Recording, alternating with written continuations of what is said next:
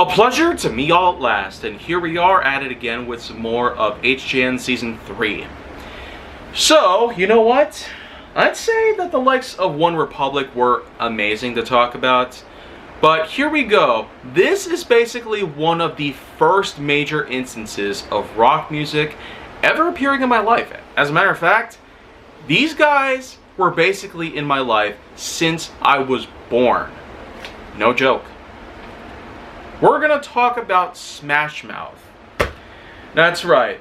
This is the same band that brought up a lot of success from the late 90s and early 2000s. This was a point that I was born in, this was a point that I grew up in, and this was a point where a lot of things had unfolded. In just a few years of my life that have come and gone, Smash Mouth was the absolute astonishing phenomenon over the course of my childhood. Especially with their albums Astro Lounge, their self-titled album in 2001, and then, of course, the peak of their success, Get the Picture, in 2003. But the thing is, Smash Mouth wasn't just the sum of its parts, based on what songs they've made, the content that they've given to us over the years. Everything they've had to offer so far, even their own holiday album in 2005. I tell you, if they could possibly expand every known horizon in the universe. Actually, they do kind of have their own sort of space theming when it comes to their music. Not just through their repeated usage of giving us that sort of 1960s rock vibe to it, given that the sound clarity wasn't great for the time.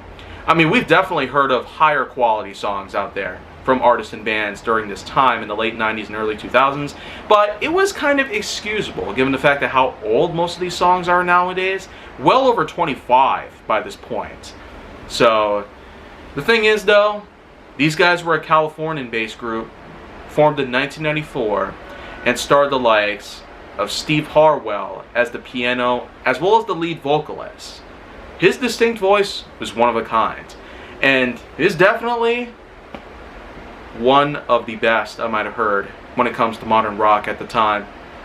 Though of course I eventually did hear the likes of Steve and Chris in Amber Lynn, Tyson Ritter in All American Rejects, and we definitely can't forget about Tom in Plain White Tees. Yet Steve Harwell in Smash Mouth was still an amazing voice to always remember at the back of my mind. But yet, a lot of the other members in the group, many of which are still original even to this day, like Greg Camp, Paul DeLisle, and you even have yourself a couple of backup members who were only around for a little bit of time, but yet even then, the short amount of time they spent together with the main members, even that was quite a treasure. Imagine you had the chance to be with an iconic Californian-based band like Smash Mouth. It'd probably be an amazing day for you. One of the best you'll ever have for all life. Anyways though, here's a good basic rundown of how things went down. You have their first major album, which unfortunately never got a release, in 1996. But the following year, there came an actual release known as Fush You Mang, a Chinese-based name for an album, and the cover art to it is pretty impressive. I mean, it's a station wagon floating through the stars above the atmosphere of a planet.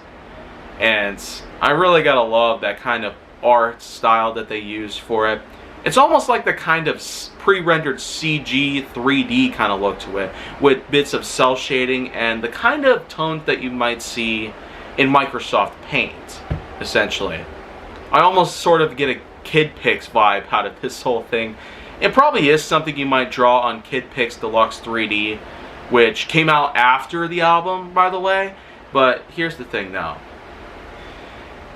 This album definitely was a start, especially given the fact that they made their own 1995 cover of War's Why Can't We Be Friends. And it is unbelievable. Just those hard-pounding riffs alone and high-paced feel to them definitely kind of had that action movie sort of feel to it. But a lot of their other albums like Flow, Walking on the Sun, which actually became their first big success at the time, and even the likes of Beer Goggles. Of course, this was also a point where they actually had some rather explicit material. But for some reason, it got a little controversial. So it would kind of make sense that 2 years later, with their best album so far, Astro Lounge, they would kind of remove a lot of the explicit nature of their music. And Steve Harwell himself technically was okay with giving a little bit of a more family-friendly vibe to his music. And basically, that's what happened. Starting with their album, Astro Lounge, all the way up until the very end of the line so far, that is until they actually make more music, that's pretty much just what it is. They would kind of have the explicit stuff drop down to practically none, but that's pretty much just how I enjoy it the best. It gets pretty discomforting whenever certain explicit things are mentioned. Obscene words, sexual references. I just don't really want it to be featured in music. There's a good reason a lot of that stuff is kept in private or in places with 18 plus guidelines or priorities. I would much rather have that stuff enclosed and kept away from the public eye, or in this case the public ears, I should mention. So in terms of Astro Lounge as opposed to Fush You Ming, this is actually where they made their biggest hit possible in 1999, All Star. And All Star itself made its way into the DreamWorks movie Shrek 2 years later in 2001, appearing in the main title sequence at the beginning of the movie. And wow, it was probably one of the best openings to an animated movie in history.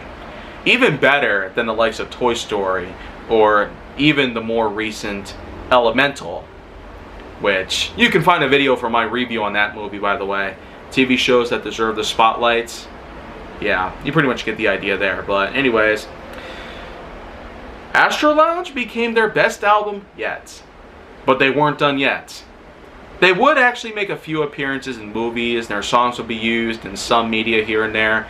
And 2 years later, in 2001, there came along a bit of a follow-up. Their own self-titled album, simply titled Smash Mouth.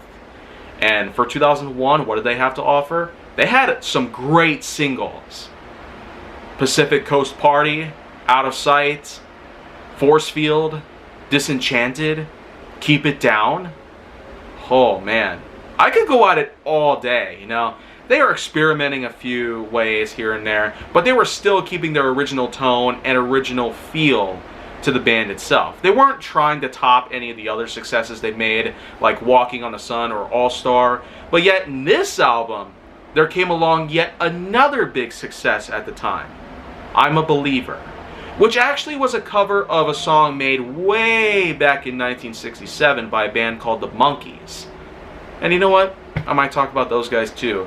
But that cover itself actually is even more popular than the original, believe it or not. So I would probably stand to reason that maybe it's a generational thing where the newer version of the song happens to be higher in popularity than the original, because it was made all the way back in the 60s, so we can cut it some slack for that particular reason. But even to this day, I'm a Believer still does actually play exponentially higher than I'm a Believer by the Monkees.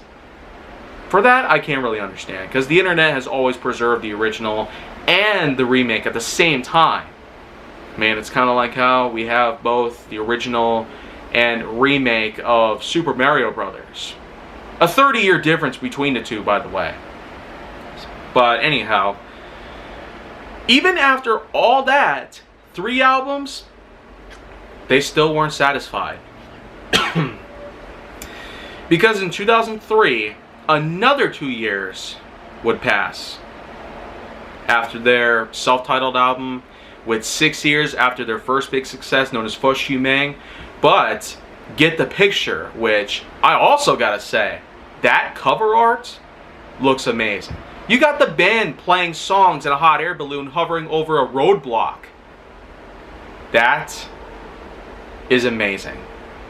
It's basically like the depiction of a defiance to authority, you know? Total libertarians, these guys seem to be in this instance. But if I get into politics, I'm going to be canceled. I don't want to see that happen. But anyways, the album itself is definitely the best one I've remembered so far. the best simply because it just starts right at the gate with Hang On, which actually makes an appearance, believe it or not, in the infamous Cat in the Hat movie starring Mike Myers and Alec Baldwin. Yeah, I'm referring to that movie.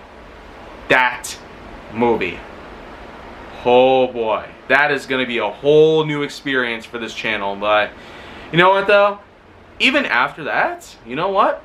It actually continues to get better, because what happens after Hang On? There comes Always Gets Her Way. And then You Are My Number One. Quite possibly the greatest ever Smash Mouth song in history. Oh my gosh. And their inclusion of a special guest known by the name of Rankin Roger, that's amazing in and of itself. Sad to see that that Rankin Roger unfortunately has died a few years back. But you know what?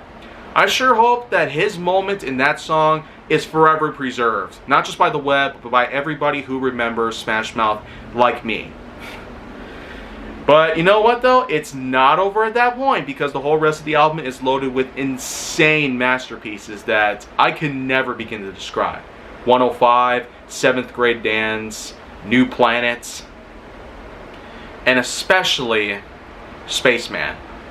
Oh man. Like, this whole entire album is something that I've played all the time. Like, even more so than every other album I've ever owned on my own iPhone. And I have well over 780 of them. So who would have thought? A 1 in 780th chance. And Smash Mouth's Get the Picture 2003 happens to be the #1 pick of my own.